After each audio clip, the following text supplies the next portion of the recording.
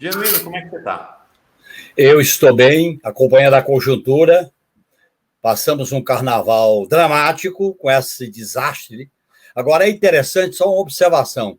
Quando se discute o desastre do litoral norte, todo mundo discute que é o aquecimento global. Ninguém fala que é o capitalismo, menino.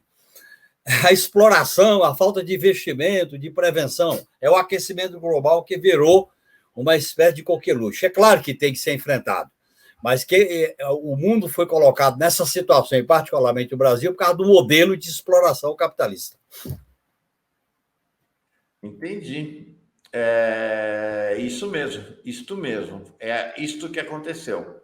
E é interessante, né, Genuíno? Porque é um modelo, a gente estava comentando aqui essa dinâmica do modelo. Todos os principais ícones do capitalismo brasileiro revelaram-se ao longo dos anos criminosos. Agora estamos vendo aí o Lehman, antes o Samuel Klein, antes aquele outro picareta lá das OX, todos os ícones do capitalismo brasileiro, com o tempo, revelaram-se criminosos. Porque o sistema em si mesmo conduz ao crime, né? É o sistema com base na especulação, numa exploração desmedida, na falta de regulamentação e numa concepção de que não pode perder nada. Veja bem, no caso das catástrofes, você vê na Amazônia, no litoral, no Nordeste, agora aqui em São Paulo, é falta de investimento, falta de prevenção, falta de. Aliás, houve aviso. Você sabe que em 2021 alertaram sobre os perigos na região do litoral norte, mas 12 anos sem nenhum investimento. Portanto, isso se agrava. O que está em jogo, Mauro, eu acho que a humanidade está vivendo uma crise de destino. Se você pegar a Covid, agora a guerra e a questão ambiental, ou a humanidade resolve isso para todos, ou não adianta resolver só para alguns. Vejo a tragédia dos refugiados da Itália. 65 pessoas mortas da África fugindo da guerra, da violência para a Itália. Veja bem a que ponto está. Quer dizer, então nós estamos vivendo uma crise desse sistema de intensa exploração. E os espertos, cantado em prosa e verso, a banca internacional, a banca nacional, esse pessoal que tem o rosário, o credo do teto de gasto, o credo do juros, do Banco Central Independente, da tirania fiscal, do ajuste, da cláusula pétrea de que o equilíbrio das contas públicas está acima de tudo, esses porta-vozes que também estão na grande mídia, quando vem uma catástrofe, aí eles abrem aquele sentimento humanista de piedade, de assistência social, que tem que ser feita. Mas nós temos que ter soluções mais estruturais, mais estruturantes. Então, eu acho que isso aí está mostrando o tamanho da crise que a humanidade está vivendo como consequência desse modelo de superexploração. Olha bem, vamos entrar num tema aí cabeludo. O porquê que uma empresa como a Petrobras tem que ter o PPI, preço de paridade internacional? O preço, quer dizer, é administrado pelos interesses dos acionistas ou pelos interesses nacionais do país e do povo? É uma questão central. Assim como é o teto de gasto, assim como é a questão do Banco Central Independente, com esses juros altos. São armadilhas e tetos que o Lula vai ter que enfrentar nesse processo. Perfeito. E essa é uma questão, né? Porque tem os compromissos de campanha, e aí eu queria entrar num outro assunto. Nós vamos falar de Forças Armadas de novo. O Alexandre de Moraes colocou o tema na agenda de novo. Mas antes, queria te perguntar um pouco isso, porque você viveu essa situação, né, Genuíno, no passado. Que hoje você tem os compromissos de campanha, e me parece que a Gleisi está exercendo um papel de ser a fiscal desses compromissos, como presidenta do PT, que não se confunde com a gestão do governo. Então, você vê, por exemplo, no caso desse episódio agora da desoneração dos combustíveis, posições bem distintas do Haddad e dela, né? Acabou prevalecendo a posição do Haddad, mas me parece que o papel dela é um papel extremamente saudável, né? Eu quero manifestar o meu apoio e dizer, Mauro, que eu vivi uma situação como essa como presidente do PT no início de 2004, com aquela política de superávit. A gente foi para um enfrentamento com a equipe econômica sobre o tamanho do superávit primário. Questão essa que impedia os investimentos sociais. Tivemos reuniões tensas, tivemos manifestações do Diretório Nacional, tivemos tensionamento com a equipe econômica. E foi a partir desse tensionamento que o Lula flexionou no sentido de garantir os investimentos sociais. Portanto, a Gleisi está certa. Ela tem que ser a voz do partido, a voz da esquerda, a voz dos movimentos e tensionar. Esse tensionamento é importante, até porque, Mauro, tem uma questão de fundo que, enquanto não for solucionada, é uma amarra para o governo, que é o problema, é o PPI. Nós temos que rever a política de paridade internacional, preços de paridade internacional. Isso é uma consequência do golpe. O golpe produziu algumas obras-primas. Primeiro o PPI, depois veio teto de gasto, depois Banco Central Independente. Quarto, o pré-sal. São as pérolas da turma do golpe de 2016. E o PPI foi uma das medidas do então presidente da Petrobras, aquele que foi ministro da Casa Civil, Pedro Parente. E aí, veja bem a que ponto está. Então, essa questão tem que ser revista. Eu defendo que o Partido dos Trabalhadores possa se posicionar em relação a essas questões. PPI, teto de gasto, Banco Central Independente e outras questões. A própria amplitude da aliança, eu acho que o governo tem que ficar muito atento, porque tem certas questões, Mauro, que nós não podemos tergiversar. Por exemplo, o povo brasileiro confiou na nossa vitória. O Lula é portador de uma grande esperança. Isso não pode ser sacrificado de maneira nenhuma. Nós temos que deixar isso claro. E nós temos limites. Não dá para o ministro das Comunicações ficar passeando de avião da FAB em feira de gado. Não dá para fazer esse tipo de notícia que está sendo divulgada. Então, eu acho que tem que ter muito cuidado. Não é propriamente uma questão, vamos dizer assim, de pré-julgamento, nada. É em relação ao fio da navalha que nós caminhamos, porque o país está vivendo uma crise. Essa crise é uma extrema-direita violenta. E essa extrema-direita violenta faz demagogia com parcela da população. E nós temos que enfrentar essa extrema-direita com medidas políticas, medidas judiciais. Eu quero parabenizar a decisão do ministro Alexandre de Moraes, depois a gente fala sobre isso, e também no plano do atendimento às reivindicações sociais. O modelo neoliberal, com o credo desse modelo, impede a gente atender a população de baixa renda. Então, nós temos que tensionar. Eu tenho chamado isso de uma governabilidade tensionada, uma governabilidade mudancista, uma governabilidade transformadora, porque senão a gente mantém o status quo. Sim. Antes de falar da questão militar, o Gilberto Cruvinel aqui faz uma pergunta para você. Como fazer política habitacional e impedir que a casa popular depois vire objeto de comércio e expulse de novo o pobre? É estabelecer regras e normas que impeçam isso. E é possível fazer isso, Paulo. É possível, tem experiências positivas. Eu acho, inclusive, que as mais produtivas são aquelas que se realizam na forma de cooperativas, conjuntos habitacionais, para que a população beneficiária da Minha Casa Minha Vida ela se torne também corresponsável por esses conjuntos, pelas condições habitacionais, pela preservação dessas áreas, que eu acho muito importante. Porque se a gente... Olha, Mauro, se a gente não enfrentar a especulação financeira, a especulação imobiliária e a especulação sobre terras, que é a grande propriedade do agronegócio, nós não vamos fazer reformas estruturais no país.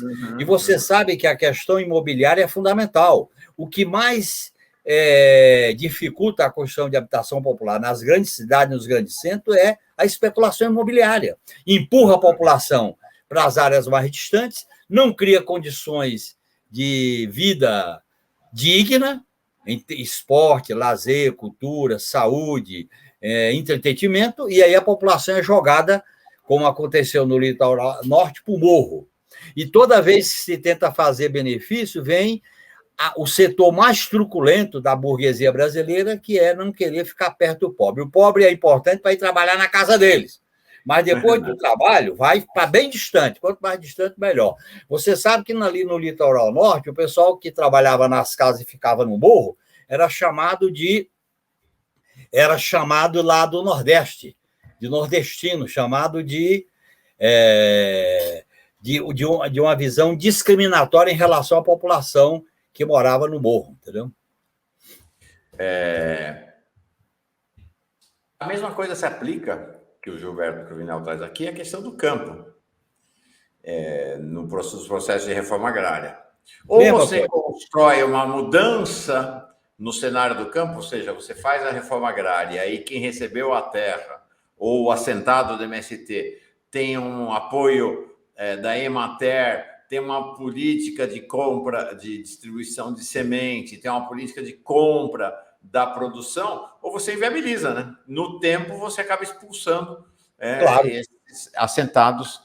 Porque o assentado, Mauro, não vai viver na miséria e no abandono. O assentado vai viver uma vida digna. Tem que ter centro de saúde, tem que ter escola, tem que ter a comunicação nesses centros, nessas áreas. Por exemplo, a agricultura familiar, as cooperativas, a agrovila, são experiências importantes que podem se desenvolver.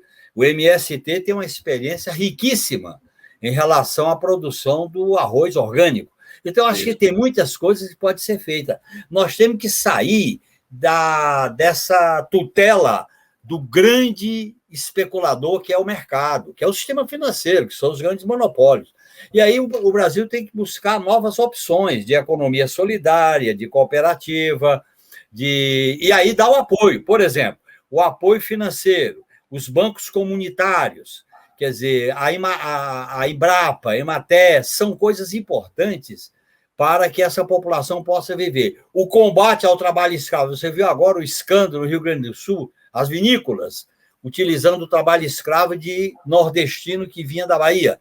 Quer dizer, o Brasil, nós temos que passar o Brasil a limpo. E passar o Brasil a limpo é sangrar esses tumores que foram acumulados ao longo dessa nossa história de fascismo, racismo, feminicídio, etc.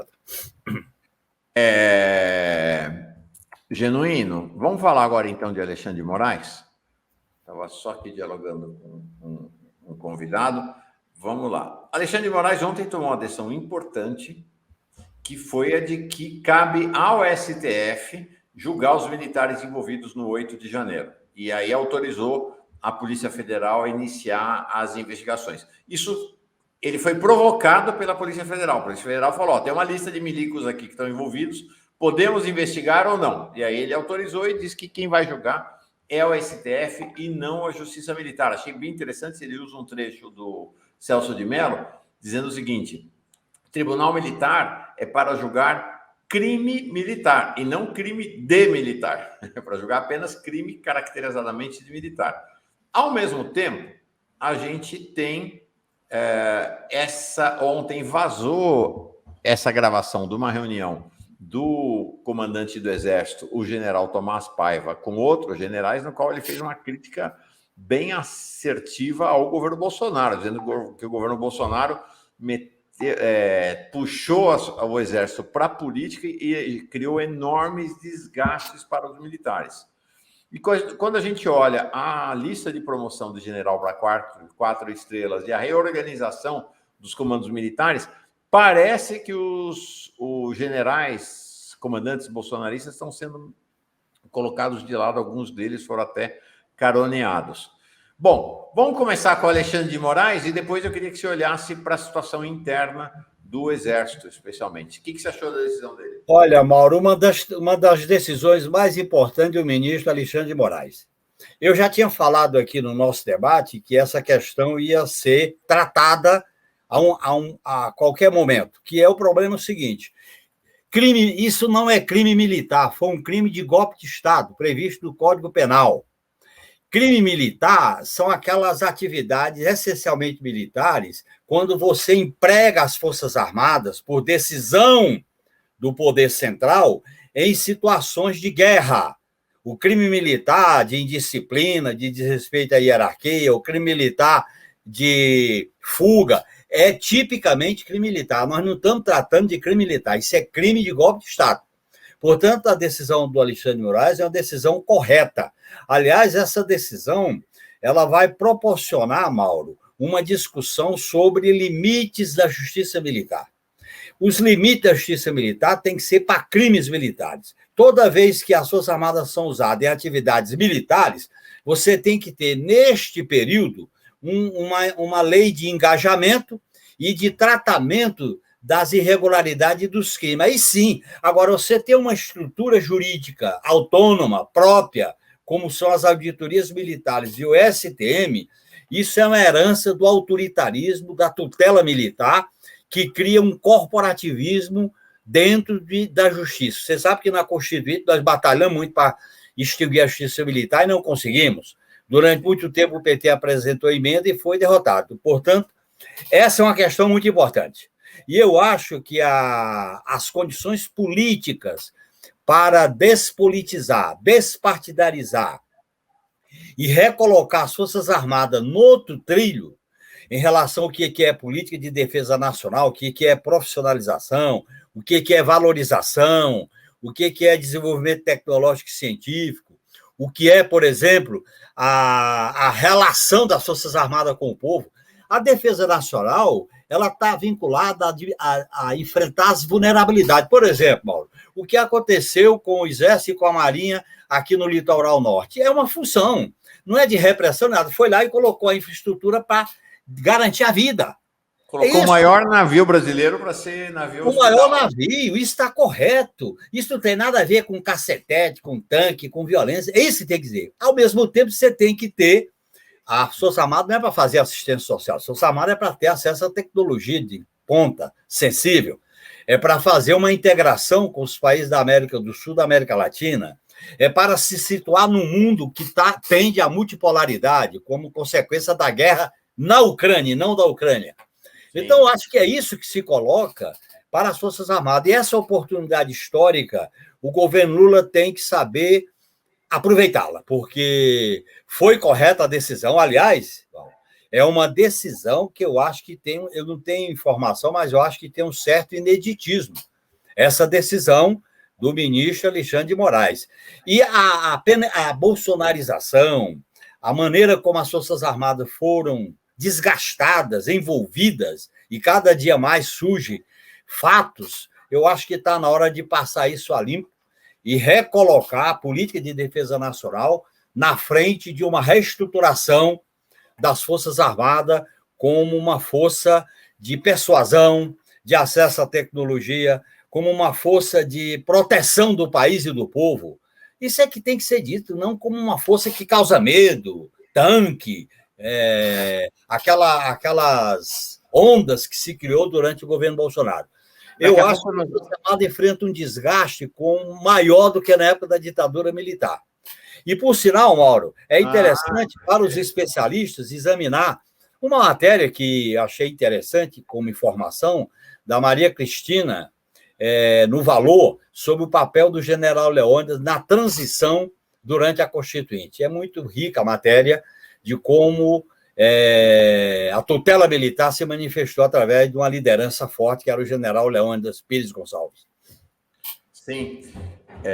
Daqui a pouquinho vai estar com a gente o advogado Fernando Augusto Fernandes, que é um especialista na área. Vou até perguntar para ele o caráter de ineditismo dessa decisão do Alexandre de Moraes. Agora, Genuíno, vamos lembrar, né? Que os militares, houve uma evolução. Os militares agora queriam a justiça, sempre quiseram, né, a justiça militar para garantir o julgamento corporativo que sempre os favoreceu. Mas lá no passado não era só isso, né? Você foi julgado no Tribunal Militar, não foi? Eu fui julgado na Auditoria Militar e depois no STM, com base no artigo 14 da Lei de Segurança Nacional, como todos os presos políticos, porque a Justiça Militar julgava civis. Com a transição, tiraram os civis, mas a Justiça Militar continuou corporativa. E tem fatos conhecidos, como o caso do Carandiru, fatos conhecidos em outros estados do Brasil, como o corporativismo da Justiça Militar acaba favorecendo. Então, eu acho que está na hora da gente rediscutir essa questão. Eu repito, justiça militar é para fatos específicos da ação militar quando se trata de engajamento em operações propriamente militares. Golpe militar, golpe de Estado não é operação militar. Golpe de Estado é crime, está no Código Penal, não adianta, está lá na revogação. Como aqueles militares que assassinaram aquele músico no Rio de Janeiro. Era durante a intervenção militar no Rio, mas aquilo não foi uma ação militar, foi um crime. Claro, não era ação militar. Veja bem, quando tem intervenções com base na GLO, que eu sou contra utilizar a GLO para a Força Armada, por isso que eu defendo a emenda constitucional do deputado Zaratini e do deputado Alencar sobre a mudança no artigo 142. Quando você emprega a Força Armada em GLO, você cria um procedimento de engajamento. E o procedimento de engajamento é exatamente daquela ação precípua, porque toda vez que você define a GLO, você define o comandante e as condições em que ela será cumprida e fiscalizada e observada. Portanto, aquele assassinato não é um crime militar, tá certo? E teve um caso, Mauro, interessante de um tenente que foi julgado porque ele ia chegando numa área em que ele morava e teve um assassinato e ele foi julgado, foi punido na justiça militar. Então, são fatos que têm que ser clareados. Crime militar não é crime praticado por militares. Aí o ministro Celso de Mello tem toda a razão. Isso aí. Bom, e a avaliação sobre o cenário das Forças Armadas? Eu acho, minha avaliação, mas com um grau de conhecimento evidentemente bem menor que o seu, é que me pareceu um avanço às promoções acontecidas agora no começo de fevereiro. E aí vazou esse áudio da reunião do comandante do Exército, do general Tomás Paiva, com outros generais, fazendo uma crítica aguda à interferência do Bolsonaro nas Forças Armadas. Você acha que tem... o chão está se movendo, ainda que pouco, mas começou a se movimentar no Exército? As placas estão se movendo. E eu acho que é muito importante que o governo fique atento a essa movimentação. Por quê? Primeiro, porque as Forças Armadas estão enfrentando um desgaste muito grande com o que o Inominável fez com elas. Segundo, porque a discussão que está se dando no Brasil e no mundo sobre defesa nacional não tem nada a ver com esse tipo de tratamento que as Forças Armadas têm recebido. A discussão hoje da defesa, no caso do Brasil, é dissuasória. É uma defesa de acesso à tecnologia acessível. É uma defesa de investimento com a área civil. É criar uma indústria de defesa flexi. Você tem a área civil e a área militar. É você ter uma integração regional mais efetiva. Então, isso é que é dar horizonte e fazer com que a academia se vincule com as academias militares e eliminar esse fosso. Eu acho que a grande solução, Mauro, era ou através do Congresso Nacional, ou através do próprio Ministério da Defesa, eu acredito que não vai ocorrer, o Brasil fizesse um grande debate nacional sobre política de defesa. Vamos chamar uma grande conferência, uma mesa redonda sobre defesa nacional. Chama especialistas, chama militares, chama parlamentares, para a gente fazer um debate público. Qual é o modelo de defesa nacional para o país, quais são nossas debilidades, quais são as nossas soluções, e fazer uma discussão que não pode ser militarizada. Essa ideia de que defesa nacional é um assunto para militar é um equívoco, que nós não rompemos com isso na transição. Não rompemos nem na Constituinte e nem no governo da Nova República, nem no governo Lula. E eu acho que é um momento da gente fazer esse debate. Porque o governo do Inominável, ele radicalizou todos os aspectos da vida nacional. Você vê a debilidade das encostas, a questão ambiental, a questão social, a questão internacional, a questão das armas, a questão da violência e a questão das Forças Armadas. Todos os aspectos da vida nacional foram piorados, radicalizados, e está na hora da gente discutir. Não tem como fugir desse debate da necessidade de fazer a reconstrução do país. Não é fácil, exige muito trabalho, nós temos que reconstruir o país. E um dos aspectos dessa reconstrução é defesa nacional, papel das Forças Armadas, e este assunto não é só assunto de militares. Sim. A Nárima Luiza Fabres Flores diz: Mauro, pergunte do Coronel Cid, que foi designado para o Comando de Operações Terrestres em Brasília. Nárima, eu estou olhando aqui, não me parece que seja bem isso. O Coronel Mauro César Barbosa Cid, agora tenente-coronel, que foi um dos principais braços direitos do Bolsonaro, estava envolvido em vários escândalos durante o governo Bolsonaro, ele tinha sido designado no governo Bolsonaro para comandar o BAC, o primeiro BAC, o Batalhão de Ações e Comandos, que é considerada a tropa do elite do Exército Brasileiro, que fica em Goiânia. Em 15 minutos de avião, você chega em Brasília para dar o golpe. Então, ele foi barrado, o governo Lula vetou a ida dele para lá. Ele foi nomeado na RIMA, mas pelo que eu estou vendo aqui, ele não foi nomeado como comandante do Comando de Operações Terrestres. Ele foi nomeado para ter uma função lá, que é uma função menor. A função dele é monitorar as condições da tropa que atuam neste comando. Então, ele não foi nomeado como comandante de operações terrestres em Brasília. Tá? É verdade, Mauro. Inclusive, só para informar, a Defesa de Brasília tem na Brigada Especial que fica em Goiânia, onde iria o Coronel Cid, que tem esse batalhão de ação de combate, e tem uma outra função importante, que é o COTÉ, Comando de Operações Terrestres, que é o terceiro nível de importância, depois do comandante do Exército e do Estado-Maior, o COTÉ. O COTÉ são as operações terrestres. Veja bem, ele está ocupando um cargo em operações terrestres, não é de comandante. Portanto, e aí o processo vai se desenvolver, vai ter investigação, vai ter avaliação. Isso vai ter que ter um desdobramento. Portanto, eu acho que há um sinal positivo, Mauro. São sinais positivos que estão indicando isso. E eu acho interessante que a matéria que foi a revelação do depoimento do então general Leônidas sobre a Constituinte, em que ele se vangloria de não ter perdido nenhuma, os militares têm que aprender a negociar e a perder. Eles foram longe demais com esse governo, praticaram crimes, eles tiveram ações inaceitáveis para as Forças Armadas. Isso tem que ser reavaliado. Nós não podemos botar a sujeira no tapete, e eu acho que isso é bom para as Forças Armadas. Por exemplo, nós temos que tratar uma questão que o governo não está tratando, no meu modo de entender, com a prioridade, que é o tema da segurança pública, para tirar das Forças Armadas.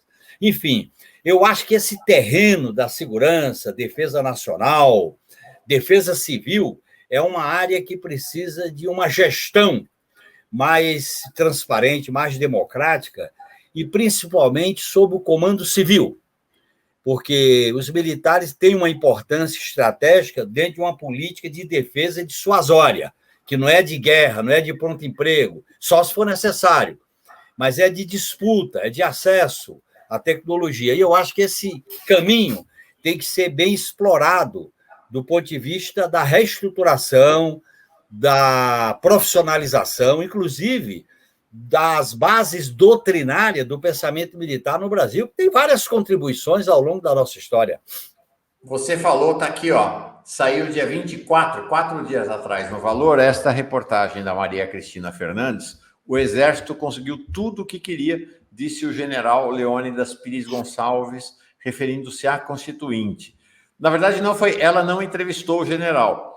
Ela conseguiu o depoimento dele num projeto que está acontecendo. O projeto chama-se Memória da Constituinte. Estão entrevistando diversos protagonistas da Constituinte. É um projeto conjunto de 8 universidades de São Paulo, todas de São Paulo, tá? Sob coordenação do cientista político Antônio César Rocha. São 152 entrevistas feitas, 30 já revisadas e que estão sendo analisadas, né? E ele diz exatamente isso: o Exército conseguiu tudo o que queria na Constituição. Realmente é impressionante essa declaração do Leônidas, né? Do general Leônidas. Que, É por impressionante, sinal, Mauro. não era extrema-direita, né? Ele não era um Não, general Newton a Cruz. extrema-direita era Newton Cruz, a extrema-direita era Medeiros, a extrema-direita era aquela turma que botava aquelas ações em banca de jornal e tal. Ele era a favor da transição, e ele fez a transição pactuada. Inclusive, num outro documentário interessante, do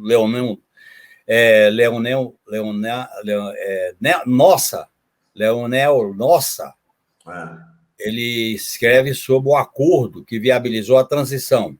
E foi com base nesse acordo que ninguém seria punido, mas ninguém seria promovido. E ele fala da questão do 142 na Constituinte. Eu estava lá, vi, o pronunciamento do general Leônidas foi duro em relação à defesa do 142, e deu até uma crise militar, que levou o Ulisses Guimarães a chamá-lo de três patetas. Foi um momento mais tenso da Constituinte. E esse debate foi muito importante. A transição não enfrentou. E existe uma regra, aliás, é o Chico Teixeira que costuma dizer isso, quando você não resolve, quando o passado não passa, Mauro, ele fica recalcado e vem à tona com muita força.